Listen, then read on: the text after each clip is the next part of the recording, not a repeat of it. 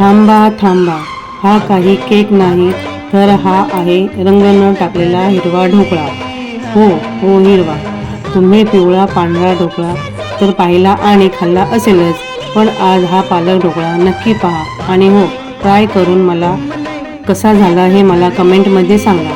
पालकला स्वच्छ धुवून घेऊन गरम पाण्यात उकळून नंतर बर्फाच्या पाण्यात टाकून थंड करून झाल्यावर पालक, दही, रवा, मिरची, आलं, लसूण घेऊन ते मिक्सरमध्ये छान पेस्ट करून घेतली. साहित्याचे प्रमाण कॅप्शनमध्ये दिलेले आहे. नंतर तयार झालेल्या बॅटरमध्ये चवीनुसार मीठ आणि इनो टाकून त्यावर थोडे पाणी टाकून बॅटर पुन्हा छान एकत्रित केले. एका भांड्याला थोडं तेल लावून ते बॅटर त्यात टाकून घेतले आणि थोडं टॅप केले, जेणेकरून एअर बबल राहणार नाही. वरून छान लाल तिखट टाकलं आणि 20 मिनिटांसाठी कमी ते मंद आचेवर वाफवून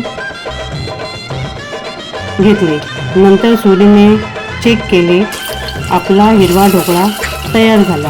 हे पण ढोकळा म्हटलं तर तडका येणारच. मग काय, तडक्यासाठी थोडं तेल, मोहरी, जिरे, तीळ, मिरची, कढीपत्ता, साखर टाकून छान तडका तयार केला.